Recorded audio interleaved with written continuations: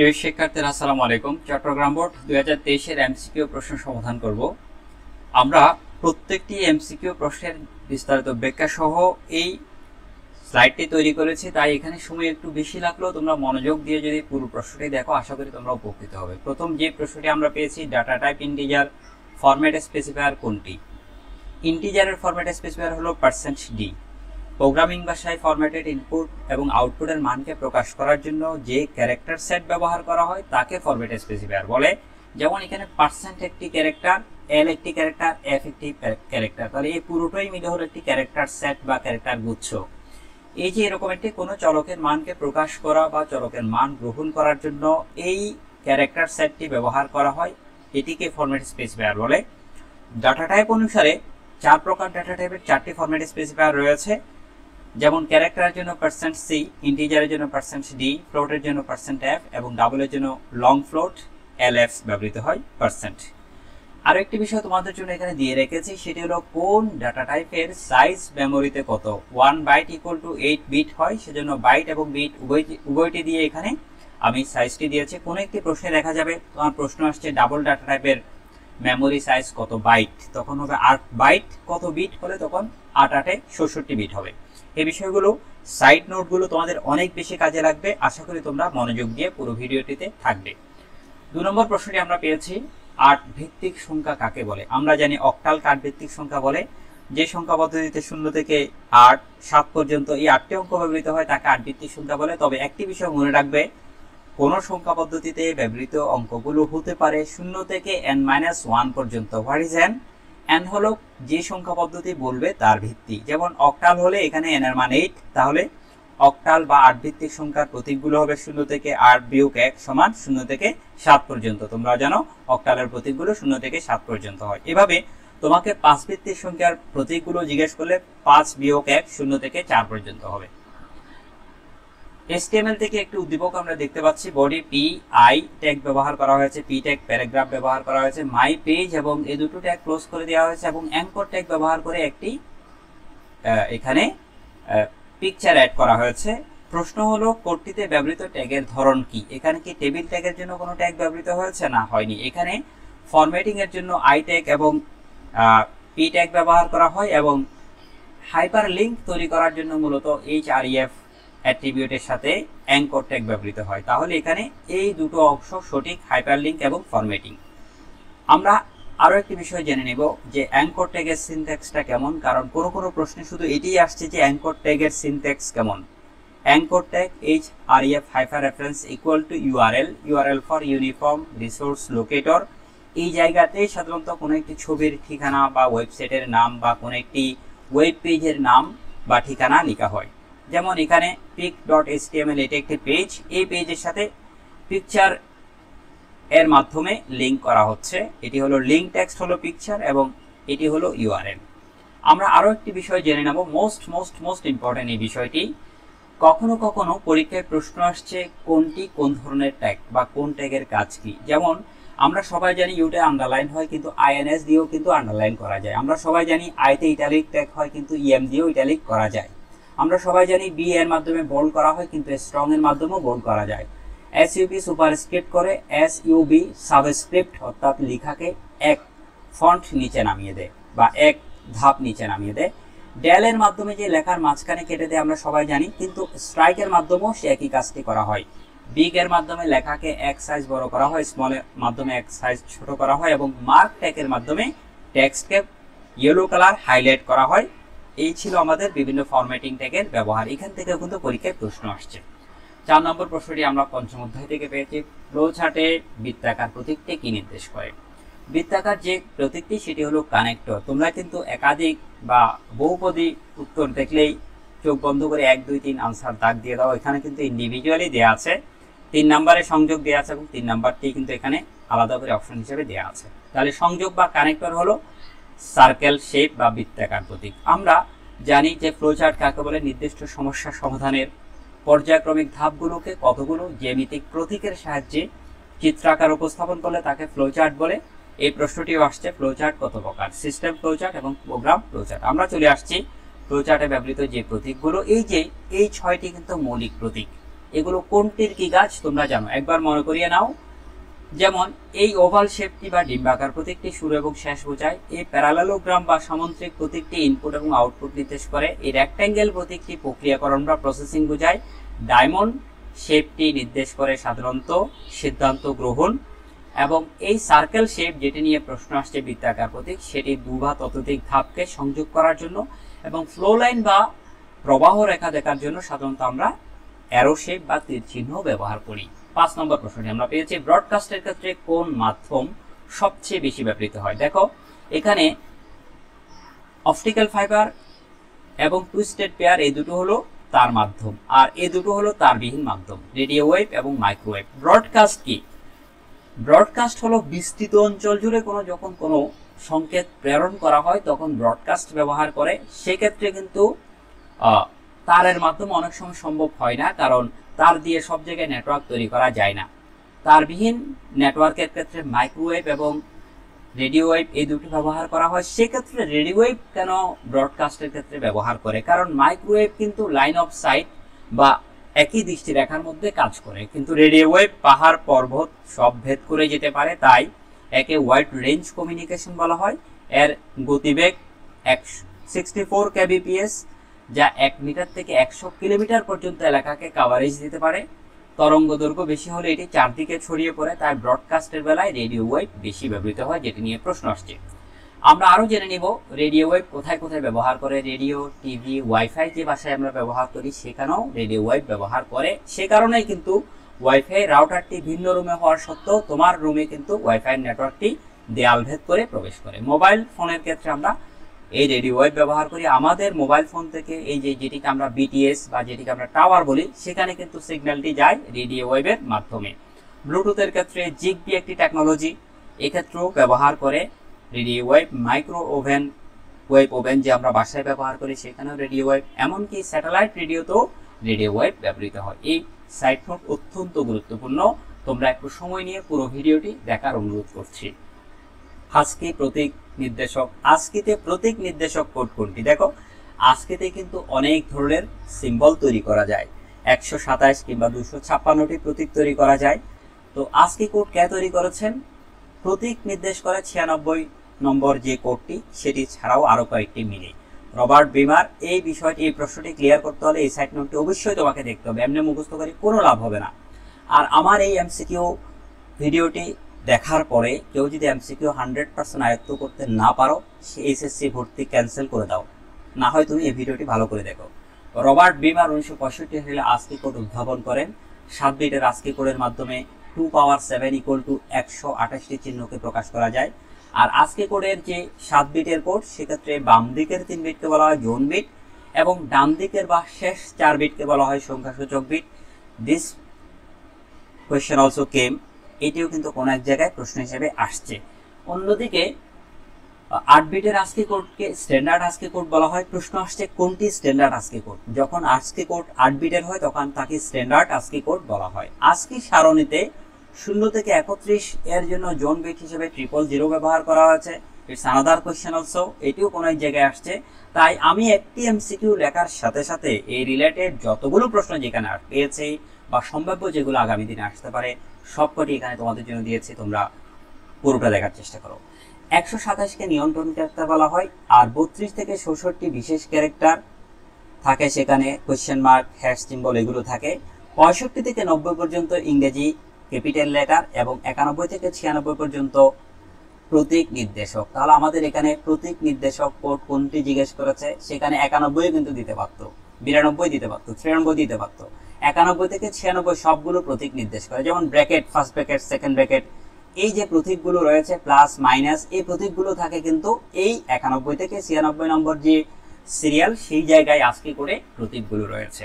97 থেকে 122 পর্যন্ত small letter ইংরেজি ছোট হাতের অক্ষর, 123 থেকে 126 পর্যন্ত বিশেষ চিহ্নকে নির্দেশ করে। এবার আমরা জেনে নেব আরেকটি গুরুত্বপূর্ণ তথ্য, কিবোর্ড, মাউস, মনিটর, প্রিন্টার ইত্যাদির মধ্যে যে অ্যালফানিউমেরিক ডেটা আদান প্রদান হয় সেই জায়গায় আজকি কোড ব্যবহার করে। পরবর্তী প্রশ্নটি হলো পঞ্চম অধ্যায় থেকে ফ্লোট টাইপ ডেটা মেমোরিতে কতবার জায়গা দখল করে? ওই যে প্রথম প্রশ্নে আমি যে সাইড নোটটি দিয়েছিলাম সেখান থেকে এই উত্তরটি তোমরা পেয়ে যাচ্ছ।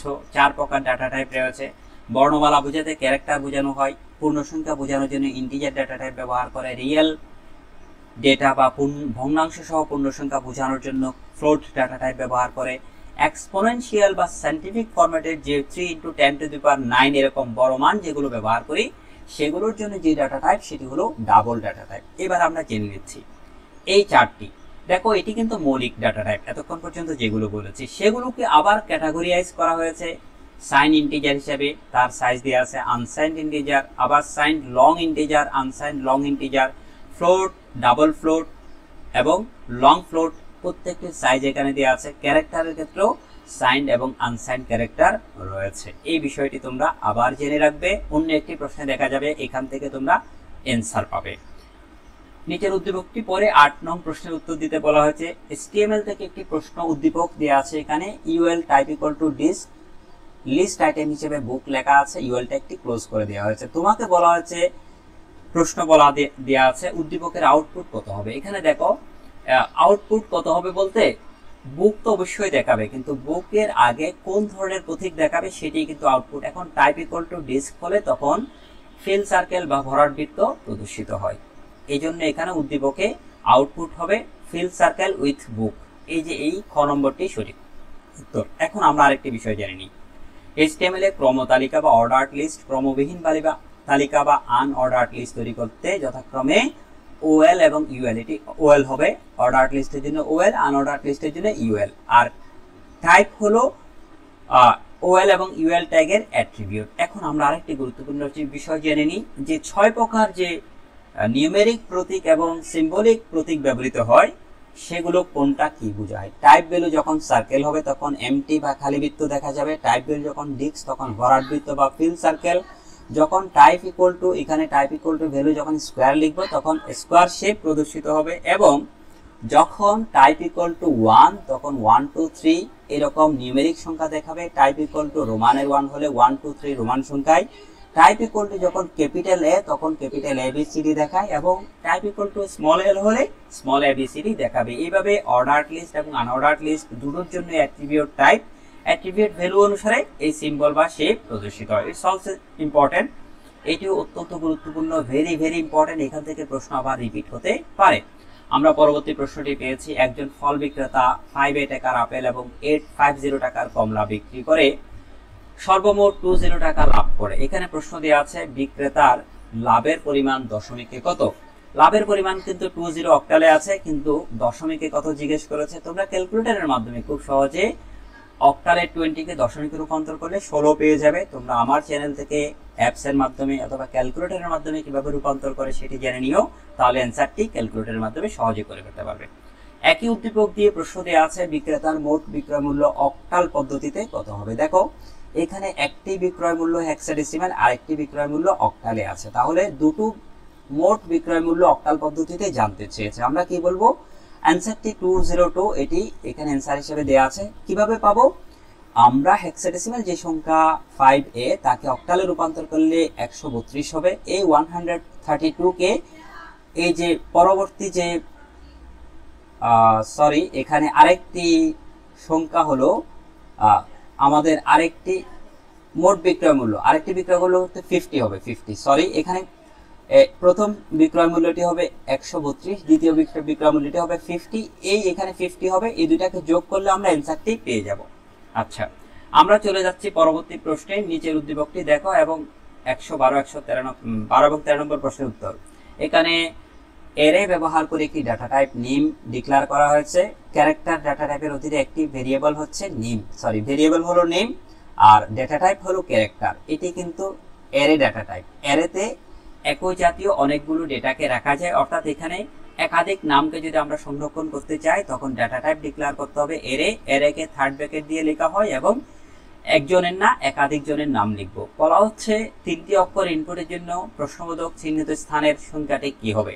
প্রশ্নবোধক চিহ্নিত স্থানে আমরা যদি 3টি অক্ষর রাখতে চাই তাহলে এখানে ভ্যালু হবে 4। কারণ বলে দিচ্ছি, 3টি অক্ষর ইনপুট নেওয়ার জন্য 3টি ইন্ডেক্স মানে লোকেশন বা ঠিকানা, এবং নাল ক্যারেক্টার হিসেবে একটি থাকে, তার জন্য একটি টোটাল 4টি ভ্যালু, এখানে ভ্যালু 4 হবে। আমরা পরবর্তী প্রশ্নটি 12 নম্বর। উদ্দীপকের যে সিনট্যাক্স সেটি ব্যবহার করলে কি সুবিধা পাওয়া যাবে। দেখো অ্যারে সম্পর্কে তোমরা একটু বিস্তারিত পড়ে নিবে। মোট ক্যারেক্টার সংখ্যা জানা যায়, এর থেকে অক্ষরগুলো একবার করে ইনপুট নেওয়া যায়, একত্রে অক্ষরগুলো রাখা যাবে না এখানে, কারণ এখানে স্ট্রিং ব্যবহার করা হয়নি। অ্যারে কি সে বিষয়ে একটি এখানে তথ্য দিয়েছি। অ্যারে একমাত্রিক, দ্বিমাত্রিক, বহুমাত্রিক হতে পারে, সমজাতীয় ডাটাকে রাখে। আমরা পরবর্তী প্রশ্নটি পেয়েছি 13 নম্বর, ইটালিক ট্যাগ কোনটি? আমি কিন্তু আরেকটি প্রশ্নের মধ্যে এটি দিয়েছিলাম। ফরম্যাটিং ট্যাগের মধ্যে ইটালিক বোঝানোর জন্য আই ব্যবহার করা হয়, ইএম ব্যবহার করা হয়। প্রথম বা দ্বিতীয় প্রশ্নের দিকে আমি এটি দিয়েছিলাম। দেখো, এক জায়গা থেকে পড়লে ভালো করে আরেক জায়গায় অ্যান্সার করতে পারবে। HTML এর টেক্সটকে ইটালিক করার জন্য আই এবং ইএম উভয় ট্যাগই ব্যবহার করা হয়। ন্যানো টেকনোলজি কয়টি প্রযুক্তি পদ্ধতিতে ব্যবহৃত হয়? ন্যানো টেকনোলজিতে দুটো প্রযুক্তি রয়েছে, একটি টপ ডাউন অ্যাপ্রোচ আর একটি হচ্ছে bottom up approach. Nano technology কি সে বিষয়ে একটি তথ্য এখানে দিয়েছি। ন্যানো টেকনোলজি কোথায় কোথায় ব্যবহৃত হয় এই বিষয়ে বিশাল তথ্য এখানে রয়েছে।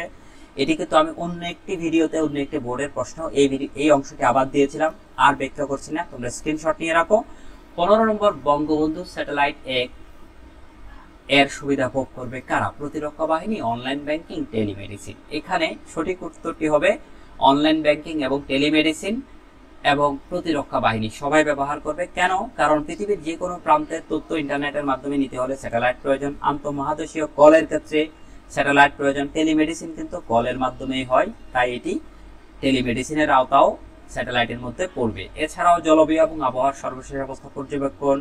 স্যাটেলাইট টেলিভিশন চ্যানেলগুলো আমাদের দেশে যে এনটিভি, ভিটিভি, আরটিভি সহ যত টেলিভিশন চ্যানেল রয়েছে বা বিশ্বের যত স্যাটেলাইট টেলিভিশন চ্যানেলগুলো, তারা স্যাটেলাইট ব্যবহার করেই কিন্তু তথ্য ব্রডকাস্ট করে। স্যাটেলাইট জিপিএস এর মাধ্যমে কোনো স্থানের পজিশন, অক্ষাংশ এবং দ্রাঘিমাংশের মাধ্যমে নির্ণয় করা যায়।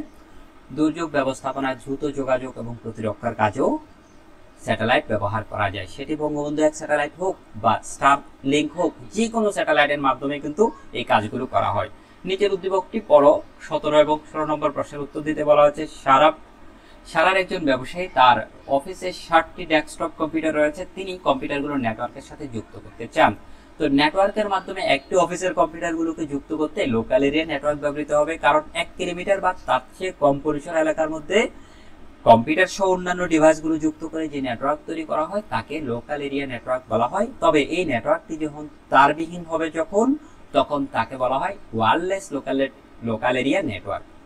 আমরা 17 নম্বর প্রশ্নটি পেয়েছি, উদ্দীপকের নেটওয়ার্কের জন্য সাশ্রয়ী তার মাধ্যম কোনটি? এখানে 3টি তার রয়েছে, অপটিক্যাল ফাইবার, টুইস্টেড এবং কোয়েক্সিয়াল কেবল। এর মধ্যে সবচেয়ে কম ব্যয়বহুল হচ্ছে টুইস্টেড পেয়ার কেবল। আমরা একটি পার্থক্য দিয়েছি, ভেরি ভেরি ইম্পর্টেন্ট। এই পার্থক্যটি 3 প্রকার কেবলের যে ব্যান্ডউইথ, তাদের যে কাভারেজ এরিয়া, ইএমআই মানে ইলেকট্রোম্যাগনেটিক ইন্টারফারেন্স বা তড়িৎ চুম্বকীয় প্রভাব, যেমন টুইস্টেড পেপারে খুব প্রবল, কোয়েক্সিয়াল কেবলে একটু অপেক্ষাকৃত ওর তুলনায় কম, কিন্তু ইএমআই প্রভাব বা ইলেকট্রোম্যাগনেটিক ইন্টারফারেন্স নেই বললেই চলে, সেটা হলো ফাইবার অপটিক বা অপটিক্যাল ফাইবার কেবলে। সবচেয়ে দামে সস্তা এটি, অপেক্ষাকৃত কম বেশি দামি, এবং সবচেয়ে বেশি ব্যয়বহুল হলো ফাইবার অপটিক কেবল। প্রশ্ন আসছে সবচেয়ে বেশি ব্যান্ডউইথ থেকে, কার ব্যান্ডউইথ কত? 10 Mbps, যেখানে এদের শেষ সেখানে 10 Mbps দিয়ে শুরু হয়, অপটিক্যাল ফাইবারে 10 Gbps কিংবা তারও বেশি হতে পারে। আমরা বাঁকানোর বিষয় নিয়ে একটি প্রশ্ন পেয়েছি। দেখো, কোনো পরীক্ষায় প্রশ্ন আসছে কোন কেবলকে বাঁকানো যায় না, সেক্ষেত্রে উত্তর কিন্তু ফাইবার অপটিক কেবল। কিন্তু ফাইবার অপটিক কেবলকে আসলে অনলি 30 ডিগ্রি অ্যাঙ্গেলে বাঁকানো যায়, একদম বাঁকানো যায় না তা না। তোমার বাসায় যে অপটিক্যাল ফাইবার লাইনটি রাউটার পর্যন্ত প্রবেশ করেছে সেটি তুমি একটু বাঁকাতে পারবে, তবে অ্যাঙ্গেলটি 360 ডিগ্রি হবে না, সেটি 30 ডিগ্রি হতে পারে। কোনটি বায়োইনফরমেটিক্সের উপাদান নয়? রসায়ন হলো বায়োইনফরমেটিক্সের উপাদান নয়। বায়োইনফরমেটিক্স কাকে বলে? জীব সংক্রান্ত তথ্য ব্যবস্থাপনার কাজে কম্পিউটার প্রযুক্তির যে ব্যবহার তাকে বায়োইনফরমেটিক্স বলা হয়। মোস্ট ইম্পর্টেন্ট তথ্য হলো বায়োইনফরমেটিক্স মূলত 4টি বিষয় নিয়ে কাজ করে, সেটি হলো আণবিক জীববিদ্যা, ডেটাবেজ হিসেবে সে জেনেটিক ইঞ্জিনিয়ারিং এ সম্পর্কযুক্ত এক বা একাধিক ডাটাফাইল নিয়ে কাজ করে, তাকে ডেটাবেজ বলা হয়। প্রোগ্রামিং সে ব্যবহার করে, পরিসংখ্যান, গণিত এগুলো ব্যবহার করে। সফটওয়্যার টুলস হিসেবে এই টুলসগুলো ব্যবহার করা, মনে রাখবে এই টুলসগুলো কিন্তু আর্টিফিশিয়াল ইন্টেলিজেন্সও ব্যবহৃত হয়। আমি বিশদ বর্ণনা করছি না, আরও একটি বোর্ডের প্রশ্ন এগুলো তোমরা পেয়েছো। ভিন্ন প্রোটোকল বিশিষ্ট ডিভাইসকে বা নেটওয়ার্ককে সংযুক্ত করার জন্য সাধারণত গেটওয়ে ব্যবহৃত হয়। গেটওয়ে কি? ভিন্ন প্রোটোকল, ভিন্ন আর্কিটেকচার, ভিন্ন অ্যাড্রেসিং নেটওয়ার্কের সাথে আরেক নেটওয়ার্কে সংযোগ স্থাপনের জন্য বা কানেক্টিং করার জন্য যে ডিভাইস ব্যবহৃত হয় তাকে বলা হয় গেটওয়ে। গেটওয়ে সাধারণত প্রোটোকল ট্রান্সলেশনের সুবিধা দিয়ে থাকে, তাকে পিএটি বা প্রোটোকল অ্যাড্রেস ট্রান্সলেশন বলা হয়। এটি ডাটা ফিল্টারিং করতে পারে এবং টার্গেট কম্পিউটারে আইপি অ্যাড্রেসের মাধ্যমে পাঠিয়ে দিতে পারে। এআই বা আর্টিফিশিয়াল ইন্টেলিজেন্সের প্রয়োগ ক্ষেত্র মেশিন লার্নিং এবং রোবোটিক্স, ওয়ার্ড প্রসেসিং কিন্তু এআই এর কোনো প্রয়োগ ক্ষেত্র নয়। মানুষের বুদ্ধিমত্তা বা চিন্তা শক্তি যেটি, সেটিকে যখন আমরা কম্পিউটারের মাধ্যমে বাস্তবায়ন করি তখন তাকে আর্টিফিশিয়াল ইন্টেলিজেন্স বলা হয়। আর্টিফিশিয়াল ইন্টেলিজেন্সও কিন্তু এই প্রোগ্রামিং ভাষাগুলো ব্যবহৃত হয়, এগুলো আয়ত্তে রাখবে। পরবর্তী প্রশ্ন আমরা 21 নম্বরে পেয়েছি, কোনটি জটিল এবং অবৈজ্ঞানিক সংখ্যা পদ্ধতি যা এখনো ব্যবহৃত হয়? এই রোমান সংখ্যা, তাকে নিয়ে আমরা বড় বিপদে পড়ি, কারণ বড় সংখ্যা তাকে দিয়ে প্রকাশ করা হয় না, কিন্তু শ্রেণী প্রকাশ করার জন্য আমরা রোমান কিংবা ছোটখাটো সংখ্যা প্রকাশ করতে আমরা রোমান সংখ্যা ব্যবহার করি। এছাড়াও মিশরীয় সংখ্যা পদ্ধতি সম্পর্কে জেনে রাখতে হবে, এটি 10 ভিত্তিক সংখ্যা। মায়ান সংখ্যা কিন্তু 10 এবং 20 উভয় ভিত্তিক হতে পারে। 0 এবং 1 5-এর জন্য মায়ান সংখ্যা আলাদা প্রতীক ব্যবহার করে। বেবিলনীয় সংখ্যা পদ্ধতি 60 ভিত্তিক সংখ্যা পদ্ধতি, মনে রাখবে। আমরা শেষের দিকে চলে আসছি। 22 নম্বর প্রশ্নটি একটি লজিক গেট দিয়ে পেয়েছে, লজিক চিত্র। সেখানে এন্ড গেট এবং নট গেট ব্যবহার করা হয়েছে। এন্ড গেটের মাথায় নট দিয়ে ন্যান্ড গেট করা হয়েছে। এটি আমরা ক্রিটিক্যাল এমসিকিউ অ্যানালাইসিসে বিস্তারিতভাবে জেনেছি কিভাবে এ বার বি হোল বার হয়, সেজন্য আমি এখানে আর ব্যাখ্যা দিব না। তারপরে তোমরা ব্যাখ্যাটি জেনে নাও। এখানে এই সমীকরণটি এখান থেকে পেয়েছি, এটিকে যখন আমরা সরলীকরণ করব তখন ডি মর্গান নীতি প্রয়োগ করলে এ বার বি বার আলাদা হয়ে যাবে, তাই এই জায়গায় এ ডাবল বার হবে, বি বার হবে। এখান থেকে এ ডাবল বার থেকে এ চলে আসবে, ফাইনালি আমরা এ প্লাস বি বার পাবো। এটি আমাদের সঠিক উত্তর, গ নম্বর। আমরা 23 নম্বর প্রশ্নটি একই উদ্দীপক থেকে পেয়েছি, ওয়াই এর মান 1 পেতে হলে এ এবং বি এর মানে কেমন পরিবর্তন করতে হবে? তো এখানে তোমরা এ এবং বি এর মান যখন বসাবে, 1 এবং 2 এর যে মানগুলো দেওয়া আছে সেগুলো চেক করে দেখো এই সমীকরণের মধ্যে বসিয়ে, তখন তোমরা মান পেয়ে যাবে 1 হবে ওয়াই এর মান। আমরা সেকেন্ড লাস্ট প্রশ্ন 24 নম্বর, প্যাকেট বা সার্কিট সুইচিং ডাটা ট্রান্সমিশনের পরিবর্তে ইন্টারনেট প্রোটোকল ভিত্তিক নেটওয়ার্কের সুবিধা কি? ইন্টারনেট প্রোটোকল ভিত্তিক নেটওয়ার্কের সুবিধা, এটি চতুর্থ প্রজন্মের নেটওয়ার্ক। এটির সুবিধা হচ্ছে যে এটি এই দুটো সুবিধা দিয়ে থাকে। এটি 3G এর তুলনায় 4G 50 গুণ বেশি সুবিধা দিয়ে থাকে। এটি LTE বা লং টাইম ইভ্যালুয়েশন স্ট্যান্ডার্ডে কাজ করে। আর 4K টিভি বা ভিডিও টিভি দেখা যায় আসলে পঞ্চম প্রজন্মের মোবাইলে, তাই এটি অ্যান্সার হবে না। আমরা সর্বশেষ প্রশ্নটি পেয়েছি, এমটি ট্যাগ কোনটি বা এমটি এলিমেন্ট কোনটি? তোমরা জানো ইমেজ ট্যাগ হলো এমটি ট্যাগ, এর কোনো ক্লোজিং ট্যাগ হয় না। আমরা আগেই জেনেছিলাম কোন ট্যাগ কি কাজে ব্যবহার করে। হাইপার লিঙ্ক তৈরি করার জন্য অ্যাঙ্কর ট্যাগ ব্যবহার করে, ওয়েল অর্ডার লিস্ট এবং আইএমজি ছবি যুক্ত করার জন্য ব্যবহৃত হয়। এছাড়াও হাইপার লিঙ্কের মাধ্যমে ওয়েব পেজকে পরস্পর সংযুক্ত করা হয়। হাইপার লিঙ্কের জন্য অ্যাঙ্কর ট্যাগ ব্যবহৃত হয়। সিনট্যাক্সটি আমরা আগেও দিয়েছিলাম। এই পর্বে অংশগ্রহণ করার জন্য সবাইকে অসংখ্য ধন্যবাদ জানাচ্ছি।